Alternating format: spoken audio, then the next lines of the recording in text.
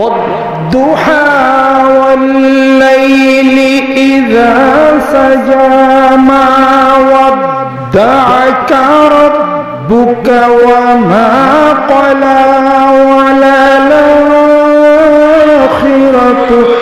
خير لك من الأولى ولسوف يعطيك ربك فترضى জোরেখন সুবহানাল্লাহ। এই আকর্ষণ তো আল্লাহ পাক সৃষ্টি করে রেখেছে। আল্লাহ আপনাদের খেদমত আমার আরজ আসেন, আল্লাহ পাক জানি কবুল করে নেন। অতএব এই বিশ্বস্তমা বিশ্ব মানবতার প্রেম শ্রদ্ধা ভালোবাসা চক্ষু বন্ধ করে ধ্যান এবং খেলের মাধ্যমে নবী জীবনের সকল দিকের দিক প্রতিষ্ঠা করার জন্য আজকের বিশ্বস্ত প্রতিষ্ঠা হয়েছে। যেরকম সুবহানাল্লাহ। কোনো তলোয়ার নাই, কোনো বোমাবাজি নাই, কোনো গোলাগুলি নাই, মারামারি নাই, কাটাকাটি নাই, হানাহানি নাই। আমার দরদি বন্ধুর উদারতার মাধ্যমে মানিকগঞ্জ দরবার শরীফে আল্লাহর আশেক পাগলের একটা জিকিরের মিলন মেলা প্রতিষ্ঠিত হয়েছে। জোরে কোন সুবহানাল্লাহ। এখানে ভালোবাসাবাসি, এখানে কোনো ধাক্কা ধাক্কি নাই, এখানে হিংসা বিদ্বেষ নাই, পরশ্রীকাতরতা নাই, গীবত শেখায়েত নাই। সুন্দর করার জন্য আমার দরদি বন্ধুর নেতৃত্বে বিশ্ব মানবতার প্রতীক যিনি ছিলেন, আল্লাহর বন্ধুর জীবনকে উদ্দেশ্য করে আজকের এই বিশ্ব ইজতেমার বিশাল আয়োজন। যেরকম সুবহানাল্লাহ। আল্লাহ পাক যদি কবুল আর মঞ্জুর করেন। আসুন বন্ধুরা, যারা আমরা আসছি, এরপরে ইমান আমল ইয়াকিনের বয়ান ইনশাআল্লাহ তাআলা পরে হবে, আর আলাপ আলোচনা হবে। ওলামা একরাম ওলামায়ে দ্বীন তশরিফ এনায়েত করেছেন, তাদের জবান থেকে আমরা শুনব। আউযু বিল্লাহি মিনাশ শাইতানির রাজীম। বিসমিল্লাহির রহমানির রহিম। কুল হাল ইয়াস্তাবিল্লাযীনা ওয়াল্লাযীনা লা ইয়ালামুন ইন্নামা ইয়াতাযাক্কারু উলুল আলবাব। সম্মানিত ওলামা একরাম, সম্মানিত মুহিব্বিন সালিকিন, মুরব্বী ইকরাম, সুধীজন, এই নগণ্য বান্দার পক্ষ থেকে আন্তরিক মোবারকবাদ, সম্মান এবং শ্রদ্ধা জানাই। আসসালামু আলাইকুম ওয়া রাহমাতুল্লাহি ওয়া বারাকাতুহু। 3 দিনব্যাপী ইসলামী মহতি জলসায় হালকা জিকিরের এই মাহফিলে আজকের দ্বিতীয় দিনে আল্লাহ রাব্বুল আলামিন এই বিশাল মাগরিবের নামাজ জামাতে আদায় করার তৌফিক এনায়েত করলেন। আলহামদুলিল্লাহ। সম্মানিত ওলামা একরাম ওলামা আযম তশরিফ এনায়েত করেছেন, তাদের জবান থেকে আমরা ইনশাআল্লাহ তাআলা তাকরীর শুনব। আল্লাহ পাক আমাদের সকলকে যেন ফায়দামান করেন। আমি সংক্ষিপ্তভাবে কিছু কথা, একটি কথা আপনাদের সামনে নিবেদন করব। হাতে আমাদের সময় খুবই কম, অনেক ব্যস্ততার মধ্যে, আর অনেক যোগ্য ব্যক্তি ওলামায়ে দ্বীন তশরিফ এনায়েত করেছেন। দরবারের কিছু জরুরি কাজ আমাদের থাকে। এই নগণ্য বান্দা সকলের নিকট দোয়ার দরখাস্ত করি, আল্লাহ পাক যেন আমাদের এই মাহফিলকে, এই আয়োজনকে যেন কবুল করে নেন। আমি ছোট মানুষ, অনেকের চেয়ে বয়সে ছোট, এত যোগ্যতা আমার নাই। কেউর ছেলের বয়সের বয়স, কেউর নাতির বয়সের বয়স।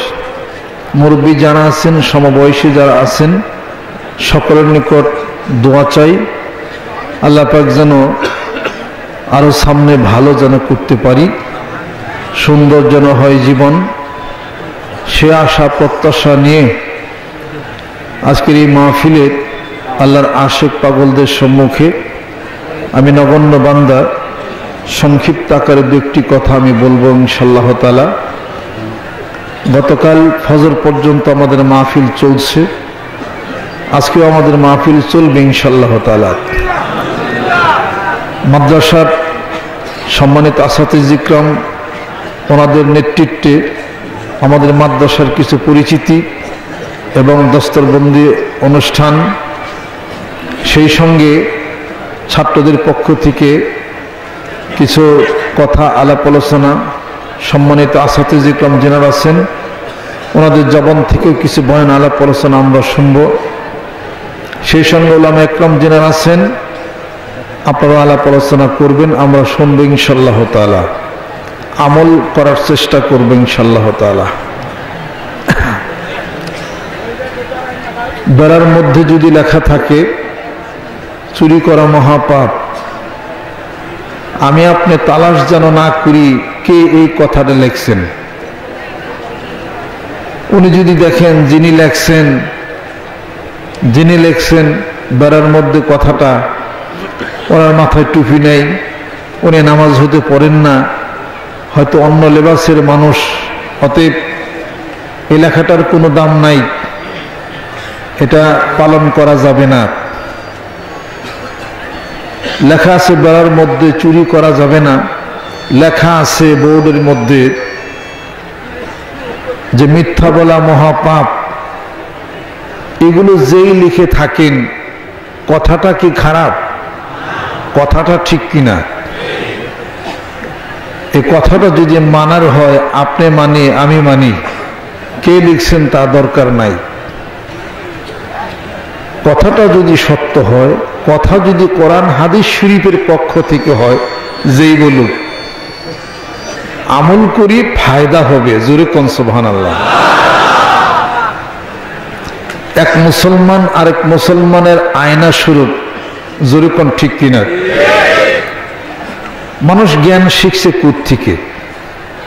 আল্লাহ রাব্বুল আলামিন পবিত্র কালামে পাকের মধ্যে ঘোষণা করেন, কুল হাল ইয়াস্তাবিল্লাযীনা ইয়ালামুনা ওয়াল্লাযীনা লা ইয়ালামুন। ও নবী, বন্ধু আপনি বলে দিন, যারা জ্ঞান রাখে, জ্ঞানের চর্চা যারা করে, ইলম যাদের মধ্যে আছে, আর যারা জ্ঞানের অন্বেষণ করে না, তারা কি সমান হতে পারে?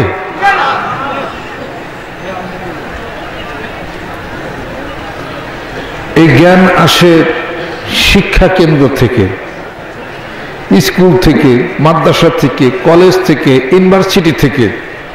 প্রশ্ন, কোন এক সময় স্কুল ছিল না, কোন এক সময় কলেজও ছিল না, কোন এক সময় ইউনিভার্সিটিও ছিল না, কোন এক সময় আমরা যারা ডাক্তারি পড়ছি মেডিকেল কলেজও ছিল না। তখন কি চিকিৎসা জগতের উৎকর্ষতা কি হয় নাই? ইবনে সিনা, আল কিন্দি, আল ফারাবি, জাবির ইবনে হাইয়ান কেমিস্ট্রির জনক ছিলেন, অ্যালজাবরা তো তিনি সৃষ্টি করলেন। জাবির ইবনে হাইয়ান দেখেন না, পাগড়ি বাঁধা, দাড়িওয়ালা, 5 ওয়াক্ত নামাজ পড়তেন, আল্লাহ পাকের ওলি ছিলেন একজন, জাবির ইবনে হাইয়ান রাহমাতুল্লাহ আলাইহি। বিশ্ববিদ্যালয় যখন ছিল না, তখন শিক্ষার ব্যবস্থা কি ছিল? যুগ যুগ ধরে দেখা গেছে আল্লাহ নবী সাল্লাল্লাহু আলাইহি সাল্লাম থেকে 3 থেকে 350 বছর আগে ইমরুল কায়েস আরব কবির জন্ম। তার লেখা আস-সাবউল মুআল্লাকাত, 7ম ঝুলন্ত গীতিকাব্য। এই কাব্যিক এই প্রতিভা যা আজও বিশ্ববিদ্যালয়, ইউনিভার্সিটিতে আরবিক লিটারেচার অ্যান্ড হিস্ট্রি, আরবি সাহিত্যের মধ্যে আমরা পড়ে থাকি, আলিয়া মাদ্রাসা, দারসে নিজামি মাদ্রাসা এবং বিশ্ববিদ্যালয় লেভেলে এগুলো আমরা পড়ে থাকি। এই প্রতিভাধর ব্যক্তিত্ব যিনারা গেছেন, ওনারা কোন স্কুলের ছাত্র ছিলেন? ওনারা কোন বিশ্ববিদ্যালয়ের পড়াশোনা ওনারা করছেন? কাজে জ্ঞান খালি শিক্ষা কেন্দ্র থেকেই হয় না, মাদ্রাসার থেকেই হয় না, কলেজ থেকেই হয় নাই, ইউনিভার্সিটি থেকেই হয় নাই, মেডিকেল কলেজ থেকেই হয় নাই। জ্ঞান আসার ধারাগুলি হলো যেটাতে আরবিতে বলা হয় আস-সুহবত, স্পর্শ, টাচ।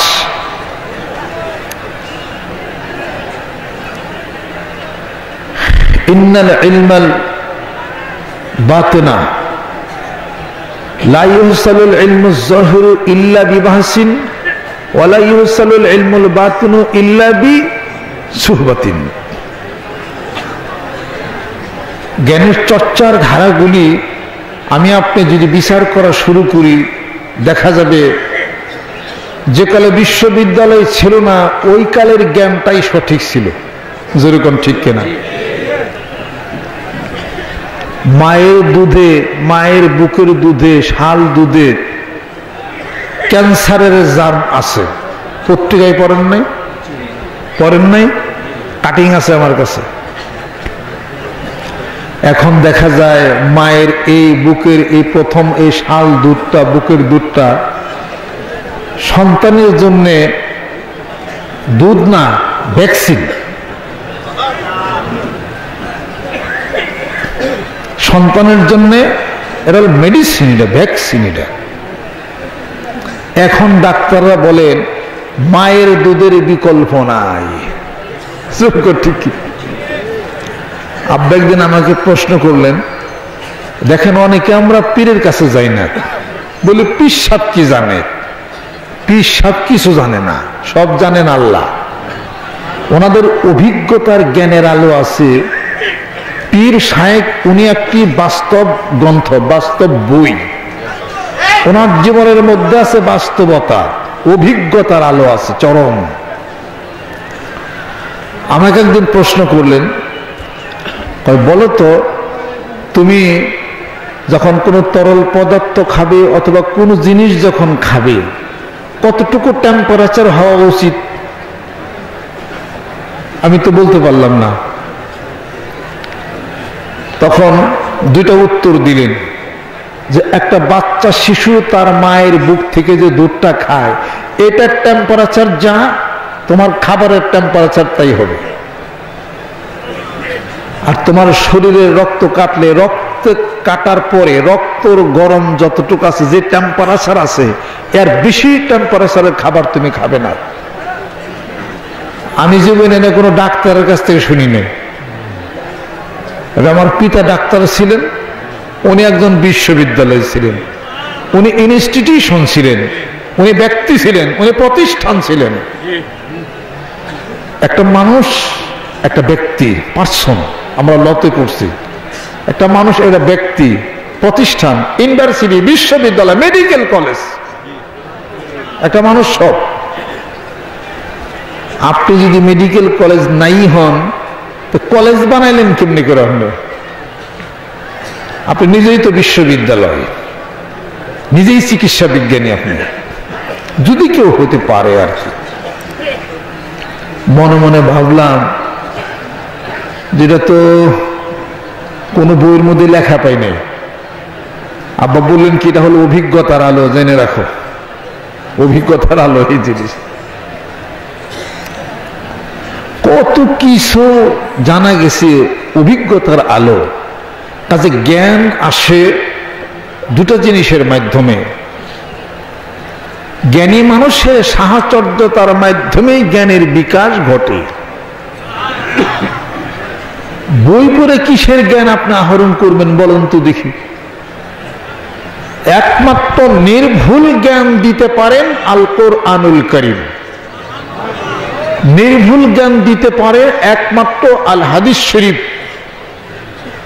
এছাড়া যত বই, যত যা কিছু জীবনে পড়ছেন, কিছুদিন চলতে চলতে থেমে গেছে। যেরকম ঠিক কিনা? The earth moves round the sun চলছিল কিনা কিছুদিন, পরে থামছে কিনা? পিথাগোরাসের এই সূত্র, এটা থামছে কিনা? পোল্যান্ডের থর নিবাসী ডক্টর নিকোলাস কোপারনিকাস সিস্টেম, এটা থামছে কিনা কিছুদিন পরে? বিজ্ঞানী নিউটন বলতেছে এই যে গ্রহ উপগ্রহগুলো এই যে সন্তরণ করে সূর্যের আকর্ষণের কারণেই করে, এই থিওরি থামছে কিনা? আইনস্টাইন বলতেছেন ভাই নিউটন কথা ঠিক বলো নাই। এই গ্রহ উপগ্রহ যা কিছু আছে এদের সাইক্লিক অর্ডার ঠিক রেখে আপন বলয়ে আপন কক্ষপথে এরা যে সন্তরণ করে, এরা নিজেদের সুবিধার কারণের জন্যই এরা ঘোরাফেরা করে। নিউটনেরটা তলে পড়ছে কিনা, আইনস্টাইনের দা আবার চলা শুরু করছে, কোনোটাই ঠিক না। এতকাল পরে বিজ্ঞান আবিষ্কার করেছে পৃথিবী ঘুরে, সূর্য ঘুরে, আর যত গ্রহ উপগ্রহগুলি সবকিছু ঘুরতেছে আপন কক্ষপথে অনন্ত শূন্যতার মধ্যে, ঘুরেই না প্রচন্ড গতিতে সামনের দিকে অগ্রসর হচ্ছে। জোরে কোন সুবহানাল্লাহ। এত কিছু দাবরা দাবরির দৌড় সব বন্ধ হয়ে গেছে। আল্লাহ পাক বলতেছেন কোরআনুল কারীমের মধ্যে, ওয়া কুল্লুন ফি ফালাকি ইয়াসবাহুন। চন্দ্র সূর্য আকাশ বাতাস পৃথিবী অনন্ত নক্ষত্র সহকারে যা কিছু আছে সবকিছু অনন্ত শূন্যতার মধ্যে সন্তরণ করে। জুরে কোন সুবহানাল্লাহ। জ্ঞান একমাত্র কোরআনুল কারীম, কোরআনুল কারীম হাদিস শরীফের জ্ঞান। জুরে কোন সুবহানাল্লাহ। আল্লাহর নবী হাদিস শরীফের মধ্যে ইরশাদ করতেছেন, কিয়ামত প্রতিষ্ঠিত হয়ে যাবে, পৃথিবী ভেঙে চুরমার হয়ে যাবে, তখনও মানুষ তোমরা বসে থেকো না, যদি পারো একটা বৃক্ষ রোপণ করে যাও। তখনও বসে থেকো না, গাছ লাগা। দেখেন জ্ঞান, এটা কোনো ইউনিভার্সিটি না, এটা আল্লাহ নবী সাল্লাল্লাহু আলাইহি সাল্লাম মহা ইউনিভার্সিটি, জ্ঞানের বিশ্ববিদ্যালয়, চিকিৎসার বিশ্ববিদ্যালয়। কুল্লু শাইইন জিলা আসলিহি, যা ছিল প্রথমে প্রত্যেক জিনিস তার মূল আসলের দিকে প্রধাবিত হবে। জ্বর আসলে ডাক্তাররা কি বলতেন আগে? ভাত খাও না, রুটি খাও, সাগু খাও। প্রশ্ন করি, এখন বড় বড় ডাক্তার আপনারা যারা আছেন, জ্বর আসলে বলেন কি? ভাত খাওয়া যাবে, রুটি খাওয়া যাবে, ফল খাওয়া যাবে, গোসল করা যাবে, কোনো সমস্যা নাই। আগের থিওরি তলে পড়ছে কি না? কাজে জ্ঞান আসে অভিজ্ঞতার আলো থেকে। আগের দিনের মুরব্বীরা কি বলছেন? জ্বর আসতে পরে হাতে পায়ে সর্ষের তেল দাও, নাভিতে সর্ষের তেল দাও, কানে সর্ষের তেল দাও, পানির মধ্যে ডুব দিয়ে আসা পান্তা ভাত খা। আগের মুরব্বীরা বলছে কিনা? আমার দাদি আমারে বলছে, আমি শুনছি, কিন্তু আমরা ভাত খাই না, জ্বর আসে রুটি খাইছি। আমার দাদি আমাকে বলছে, সর্ষের তেল হাতে পায়ে নিয়ে ডুব দিয়ে এসে গোসল করে ভাত খাও, জ্বর যাবো গা। আজকে এখন এই মেডিকেল সায়েন্সের এই বিজ্ঞান কই গেল? বিজ্ঞান মানে বিশেষ জ্ঞান। কাজে এই মেডিকেল সায়েন্সের মধ্যে কোনো ফিলোসফি নাই, কোনো দর্শন নাই। Philosophy is the science of all sciences. দর্শন হলো সমস্ত বিজ্ঞানের হলো বিজ্ঞান। এই যে মানুষের কাছ থেকে শোনা অভিজ্ঞতার এই আলো চলছে, জোরে কোন সুবহানাল্লাহ। কোরআনুল কারীমের অভিজ্ঞতার এই আলো যুগ পরম্পরায় মানুষের মাধ্যমে প্রচারিত হয়ে আজ এই পর্যন্ত আসছে, জোরে কোন সুবহানাল্লাহ। আজ এখানে চিকিৎসা বিজ্ঞান এর যত উৎকর্ষতা হবে, কোরআনুল কারীমের সত্যতা, হাদিস শরীফের সত্যতা ততই প্রমাণিত হবে। অতএব বিজ্ঞানের সাথে কোরআনুল কারীমের মিল নাই, বিজ্ঞানের সাথে হাদিস শরীফের মিল নাই। কোরআনুল কারীম চলে আগে, বিজ্ঞান চলে তার হলো পিছে। কোরআনুল কারীম সত্য সত্যই, বিজ্ঞানের সাথে মিলুক চাই না মিলুক। বিজ্ঞান আগে না কোরআন আগে? আল কোরআনুল কারীম আগে, হাদিস শরীফ আগে, এরপরে হলো বিজ্ঞান। আর সমস্ত জ্ঞান যা কিছু আলো আসছেই তো এখান থেকে, আলোর থেকেই তো। অতএব আমার দূরে যাওয়ার দরকার নাই। 1400 বছর পর্যন্ত 1500 বছরের মধ্যে যে অভিজ্ঞতার আলোর মধ্যে যে আলো বিকশিত হচ্ছে, এই যে আলো বিকশিত হচ্ছে, লা ইলাহা ইল্লাল্লাহ, সুবহানাল্লাহ, আলহামদুলিল্লাহ, বিকশিত হচ্ছে সব সায়েন্টিফিক। সুবহানাল্লাহ বলি, সাব্বাহতু সুবহানাল্লাহ, তার মানে পবিত্র। এই কথা বলার সাথে সাথে কথা ইথারে ভাসে। এই কথা ভাসতে ভাসতে কোনো জায়গায় যায় ধাক্কা লাগে, কথা ঠিক কিনা? ধাক্কা লাগলেই নিউটনের থিওরিতে আসেন, ধাক্কা লাগলেই it will come back unto you. ধাক্কা লাগলে ওইটা আবার ঘুরেই আসবে, আপনার কাছে আসবে। সুবহানাল্লাহ বলেন, এখান থেকে গাছ অক্সিজেন ছাড়ে পৃথিবীর অপর প্রান্তে যায় লাগে 8 মিনিট। আমাদের গাছের অক্সিজেন অন্য দেশালারা পায়। সুবহানাল্লাহ বলার সাথে সাথে এটা ভাষা শুরু হয়ে থাকে। ওই আল্লাহর আরশে যা ধাক্কা লাগবে, ধাক্কা লাগলেই এটার অর্থ হলো পবিত্র। ধাক্কা লাগে এই কথাটা এসে আপনার জীবনে প্রতিক্রিয়া সৃষ্টি করবে, আপনাকে পবিত্র করবে। জোরে কোন সুবহানাল্লাহ। আলহামদুলিল্লাহ বলার সাথে সাথে সমস্ত প্রশংসা আল্লাহর জন্য। আলিফ লামে ইস্তেগরাকি, আপনি প্রশংসিত জন হইয়া যাবেন। আল্লাহু আকবার বললে আল্লাহ মহান,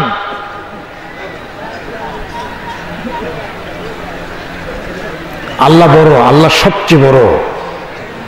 আল্লাহু আকবার বলেন, আপনি সমাজে বড় ব্যক্তিত্বশীল মানুষ হয়ে যাবেন। জোরে একটা বল যদি একটা ওয়ালের মধ্যে লাগানো হয়, যদি দাঁড়িয়ে থাকেন, ওই বলটা ওয়ালের মধ্যে লাগে, আপনার বুকের মধ্যে লাগে কিনা? বল জোরে লাগান, দেখবেন যে বুকের মধ্যে ঠাস করে লাগছে, ইসিরে, তারপরে দুঃখ পাইছেন না? বল ফিক্কা দিলেন ওয়ালে, লাগলো সে বুকে, কইলেন ইসিরে। সুবহানাল্লাহ বললে আল্লাহর আরশের ধাক্কা লাগে, আপনাকে পবিত্র করে ফেলবে। এর মধ্যে সমস্যা কি?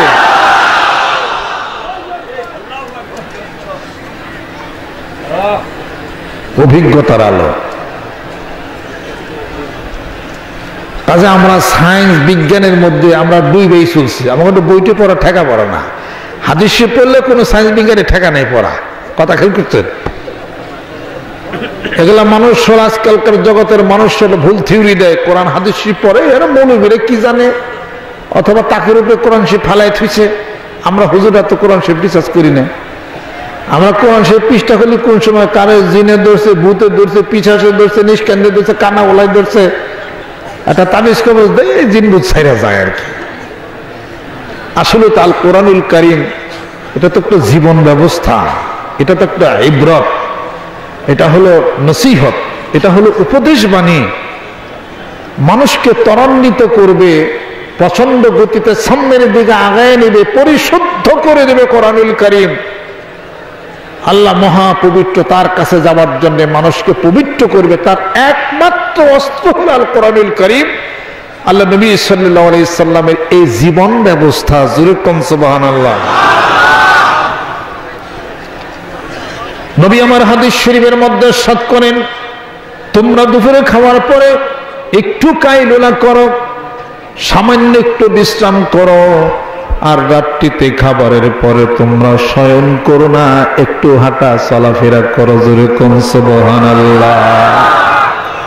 তোমরা রাত্রিতে একেবারে অনাহারে থেকো না, একটু পানি খেজুরও যদি পারো তাহলে তোমরা আহার করো। জোরে কোন সুবহানাল্লাহ।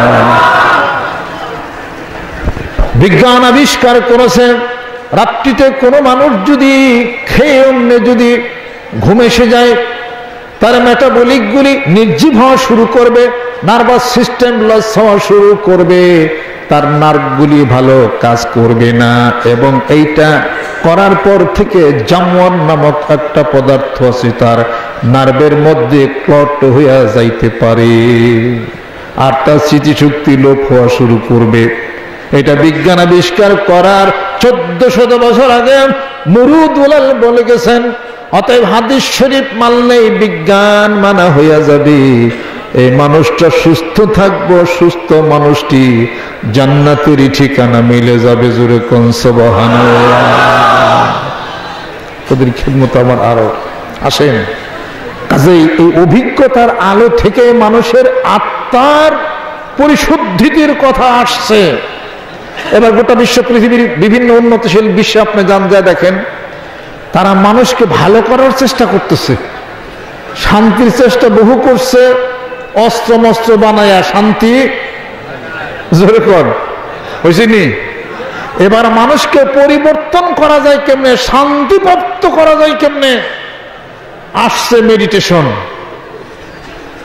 আসছে কোয়ান্টাম মেথড, একবারে আসছে সিলভা মেথড। ঢাকাতে দেখেন জায়গায় জায়গায় সেন্টার খুলছে। সেন্টার খুলে এক সেন্টারে আমি গেছিলাম, গুলশান বনানী, দেখলাম যে কি করে, কি আর ঘটনা কি। এই আমি বললাম আমি একটু দেখবো, পরে যদি আমার মনোপত হয় তাহলে ভর্তি টর্তি হওয়া যায়। আমি কি এর ভর্তি হবো দেখালে আগে। তখন গেলাম, যিনি টিচার, যিনি অনেক বড় শিক্ষিত মানুষ, অনেক উঁচু হাই লেভেলের, ওনার অনেক চিন্তা চেতনা দেখলাম, দর্শন টর্শন, স্টার মিস্টার, এটা ওটা হ্যান ত্যান, নিরিক টিরিক অনেক কিছু নিয়ে বুঝালেন টুজালেন আর কি দেখলাম। আমি ছাত্র হয়ে মোটামুটি দেখলাম কি সব। তিনি খুব খুশি যে মানে আমার পরিচয় তো আর অত হয় নাই, উনি খুব খুশি যে সব জিনিস আমি বুঝতেছি, ভালো ছাত্র পাইছে আর কি আমার। এই তার হাদিস শরীফ, কোরআন শরীফ কোন থেকে কোথায় কেমনি কি মোটামুটি সবকিছু বললেন আর কি। একবার শেষে উনি দাঁড়ায় দাঁড়িয়ে মাথায় টুপি ছাড়া বামাদ্দে চা খাইলেন, বামাদ্দে চা খাইলেন, তাও দাঁড়াইয়া মাথায় টুপি ছাড়া। আর অনেক সায়েন্স বিজ্ঞান আমাকে বললেন আর কি উনি, কোরআন শরীফ এটা ওটা, হাদিস শরীফ এটা ওটা, হ্যান ত্যান, এখানে ছাত্ররা ভর্তি 4,000 করে টাকা দেয়, অনেক কিছু আর কি। তুমি যখন দাঁড়িয়ে বাম হাত দিয়ে চা খাইছে, তো আমার বোঝাই বাকি নাই যে কি পরিমাণ বিজ্ঞানের জ্ঞানটা ওনার আছে। যাই কিছু হোক, পাশ বের হয়ে গেছে, ছাত্ররা আসা শুরু করছে, কেমনি করে ভালো হবে, কেমনি করে হ্যান হবে, ত্যান হবে, এইগুলোর ট্রেনিং এর ব্যবস্থা দিতেছে। ছাত্র ভর্তি করতেছে 3,000 4,000 করে টাকা। শিক্ষক যিনি, উনি খালি মাথায় খাড়াইয়া চা খাইতেছে বাম হাতে, ছাত্র শিক্ষক এটা করে।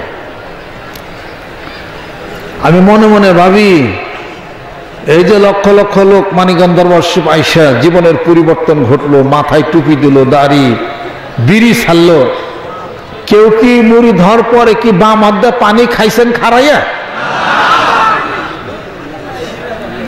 হাদিস শরীফের মধ্যে আছে, কেউ যদি পানি দাঁড়াইয়া খায়, হুকুম আছে বমি করে ফেলে দাও।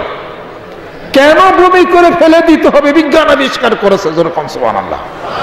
আর 1400 বছর আগে মরুদুলাল আগেই বলে গেছেন, পানি খাও দাঁড়িয়া, বমি করে ফেলে দাও।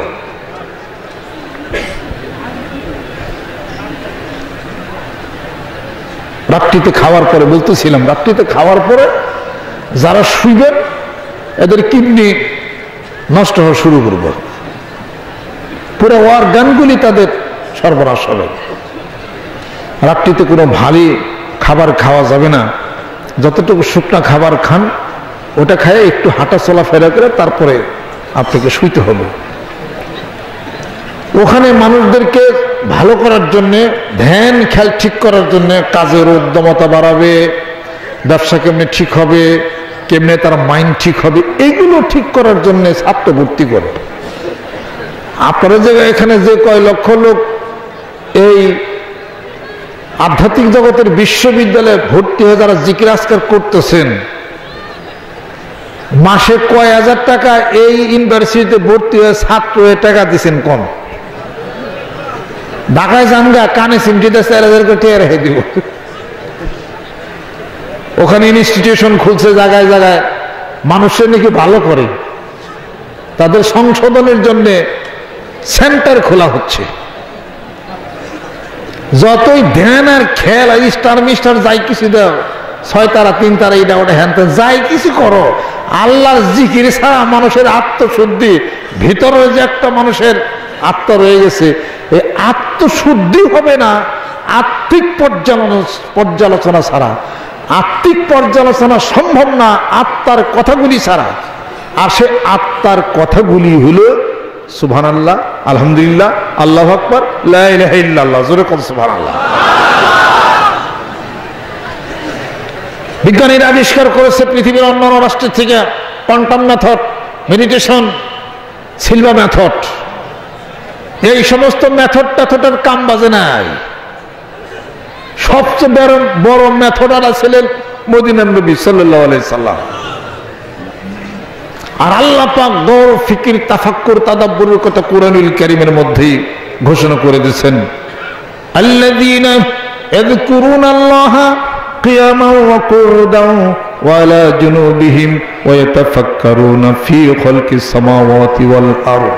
জোরে কোন সুবহানাল্লাহ। জিকির করো, আমার জিকির করা প্রচন্ড শক্তি, প্রচন্ড গতি আছে। ফিউশন হবে, রেডিয়েশন হবে, 30 কোটি কোটি cell, stable element, unstable element, এগুলোর মধ্যে এই জিকিরের আলো ঢুকবে, লা ইলাহা ইল্লাল্লাহ, নেগেটিভ পজিটিভ, এটার মধ্যে আগুন ধরবে, আলো হবে, লাইটিং হবে, 30 কোটি কোটি সেল, 30 কোটি কোটি পরমাণু মানুষ। যেরকম সুবহানাল্লাহ। এই মহাভাবনা বইটির মধ্যে আমার দরদি বন্ধু, কেন জিকির করব, কেন জিকির মহা সাধনা, এই মহাভাবনা বইটির মধ্যে জ্ঞান পিপাসু মানুষদের জন্য জ্ঞানের খোরাক, এই বইটি লিখে তিনি মাদ্রাসায় দিয়ে দিচ্ছেন। আর দর্শনের উপরে ইসলামী সমাজ প্রতিষ্ঠায় দর্শনের রূপরেখা মানিকগঞ্জ হুজুর কেবলার কি অবদান, কি করেছেন। আপনাদের মেজর হুয়াজান একটা বই লিখেছেন, আল নাহাদা, ইসলামী সমাজের রূপরেখা, একটি পর্যালোচনা। এই বইটি লিখেছেন জ্ঞান পিপাসু মানুষদের জন্য, দর্শন যারা জানি আমরা তাদের জন্য খোরাক। জীবন দর্শন ও তাসওয়ুফ চর্চা, মানিকগঞ্জ হুজুর কেবলার জীবন দর্শন তাসওয়ুফ চর্চা, তার জীবনী। এই বইটা লিখেছেন আমার জামাতা মেয়ের জামাই, এখানেও আছে, বইগুলি সংগ্রহ করে নেবেন। বই মানুষদের জ্ঞানের খোরাক যোগায়, সব বই জ্ঞানের খোরাক যোগায় না, কিছু কিছু বই মানুষের জ্ঞানের মধ্যে প্যাঁচ লাগাইয়া দেয়। যেই গ্রন্থ, যেই বই কোরআন হাদিস শরীফের আলোকের মধ্যে মুসলিম দর্শনের সাথে টাচ আছে, স্পর্শ আছে, ওই বইগুলি একমাত্র জ্ঞানের বিকাশ সাধন করতে পারে। জোরে কোন সুবহানাল্লাহ। অত যতই মেডিটেশন করেন আর যাই কিছু করেন, কাজের উৎস কোন জায়গা থেকে আসে, ওই জায়গার মধ্যে হিট করতে হবে। মেডিটেশন আলাদা শুনেন, আর কোয়ান্টাম মেথড, সিলভা মেথড আলাদা শুনেন। সিলভা মেথড মেডিটেশন দিয়ে একটা মানুষের মুখে দাড়ি সুন্নত উঠান যায় না। সিলভা মেথড মেডিটেশন দিয়া, সিলভা আর কোয়ান্টাম মেথড দিয়া মেসাক উঠে না, মাথা টুপি উঠে না, জুব্বা উঠে না, নামাজি হয় না। যে জায়গায় হিট করতে হবে, বিজ্ঞান বলে মানুষের কাজের পরিকল্পনা, কাজ আরম্ভ করে মানুষের ব্রেন। যেরকম ঠিক কিনা? কোরআন হাদিস শরীফের মধ্যে কি বলে? ব্রেন কাজ করে। কাজের উৎপত্তি হলো মানুষের কলব। কাউকে মারবেন, খুন করবেন, ব্রেন কাজ করে নাই।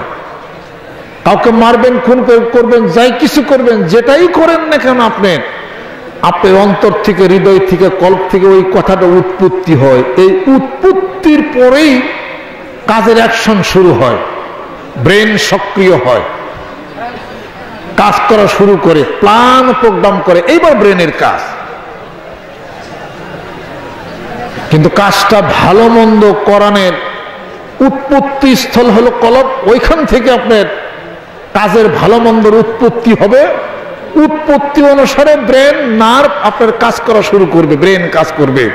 প্ল্যান করো, প্রোগ্রাম করো, অমুক জায়গায় যাও, গাড়ি নিয়ে যাও, পোশাক বদলাও, হ্যাঁ মাথায় টুপি ফালিয়ে দাও, বা দাড়ি চাইসা ফালাও, চিনবার জানি না পারে, অথবা মুস লাগাও, এরপর অমুক জায়গায় যাও, গুলি লুট করো, বিষয় বৃত্তান্ত একটা মোটর সাইকেল নাও, মোটর সাইকেলের নাম্বার প্লেটটা উল্টা পাল্টা লিখে দাও যাতে দারোগা সব ধরতে না পারে। এই সমস্ত প্ল্যান প্রোগ্রাম হলো ব্রেনে করছে। ভালো কাজের উৎপত্তি, খারাপ কাজের উৎপত্তি মানুষের কলব থেকে হচ্ছে। ওটা তো বিজ্ঞান বলে না, বিজ্ঞান কলবের কথাই তো বলে না। কলবের অস্তিত্ব আছে, বিজ্ঞান বুঝেই তো না। যেরকম ঠিক কিনা? বিজ্ঞান না বুঝলেও কোরআনুল কারীমের কথা সত্য কিনা? যেরকম বিজ্ঞান আবিষ্কার করে ফেলেছে এত বছর পরে, মরুদুলাল হাতের আঙ্গুলের ইশারায় চাঁদ দ্বিখণ্ডিত হলো কিভাবে? বিজ্ঞান আবিষ্কার করে ফেলছে রে,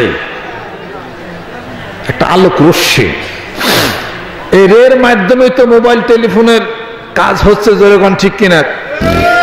এইবার বিজ্ঞান আবিষ্কার করে ফেলছে যে না, ১৫০০ বছর আগে মুরুদুলাল আখিরি জামানার নবী মুহাম্মদ সাল্লাল্লাহু আলাইহি সাল্লাম আঙ্গুলের ইশারা করছিল। আঙ্গুলের ইশারার মধ্যে এত প্রচন্ড গতি ছিল, চাঁদ দ্বিখণ্ডিত হয়ে গেছে। সত্য, এবার সব আবিষ্কৃত হয়ে গেছে। আপনাদের খেদমতে আমার আরজ। আসেন, কাজের ভালো কাজের মন্দর উৎপত্তি হলো মানুষের কলবের মধ্যে। কল্প তো তারা বুঝেই না, কল্প তো তারা বলেই না, তারা বলে হলো হার্ট। কল্প এমন একটা সূক্ষ্ম, একটা মটর দানার মতো, হাদিস শরীফে আছে, সূক্ষ্ম একটা জায়গা, খুবই সেনসিটিভ, খুবই সূক্ষ্ম, ছোট মেমোরি কার্ডের মতো। মানুষের হার্টের মধ্যেই ভিতরে এক জায়গায় লুকায়িত আছে, যার মধ্যে সব ভিডিও টিডিও সব কিছু ওখানে আটকা। ওখান থেকে কথা উৎপত্তি হচ্ছে। আর শয়তান নামক অশরীরী সত্তা তার কলবের মধ্যে ঢুকে, তার ভিতরে রক্তের রন্ধ্রের মধ্যে ঢুকে কুমন্ত্রণা দিতেছে। আল্লাহর জিকির যখন পড়ে খানাসা, শয়তান ভেগে যায়, কুমন্ত্রণা দিতে পারে না। এই লোকটি আল্লাহর ওলিতে পরিণত হয়ে যাবে। শোনেন বন্ধুরা আমার, কিয়ামত পর্যন্ত যদি কোয়ান্টাম মেথড চলে, মেডিটেশন যদি চলে, আর সিলভা মেথড যদি চলে, এই সিলভা মেথড ওয়ালা মানুষরা কিয়ামত পর্যন্ত চেষ্টা করে একটা মানুষকে আল্লাহর ওলিতে পরিণত করতে পারবে না। আল্লাহর জিকির, এটা হলো আত্মিক পর্যালোচনা। আত্মা পরিশুদ্ধ হবে। আত্মা পরিশুদ্ধ হলে এই মানুষটা হাতে আর চাইনিজ কুড়াল নিতে পারবে না। যেরকম ঠিক কিনা? আত্মা পরিশুদ্ধ হলেই এই মানুষটা খুন করতে পারবে না। আত্মা পরিশুদ্ধ হলেই এই মানুষটি আর আত্মহত্যা করতে পারবে না। অতএব আত্মার এই লেসন, আত্মার এই কথাগুলি যুগ যুগ ধরে চলে আসছে, যা বিজ্ঞান ভিত্তিক। যেরকম সুবহানাল্লাহ, আল্লাহ আল্লাহ। আসেন বন্ধুরা, আল্লাহর জিকির করি, সুস্থ থাকবো। আল্লাহর জিকির করি, নামাজ পড়ি, সুস্থতা আল্লাহ পাক এনায়েত করে দিবেন।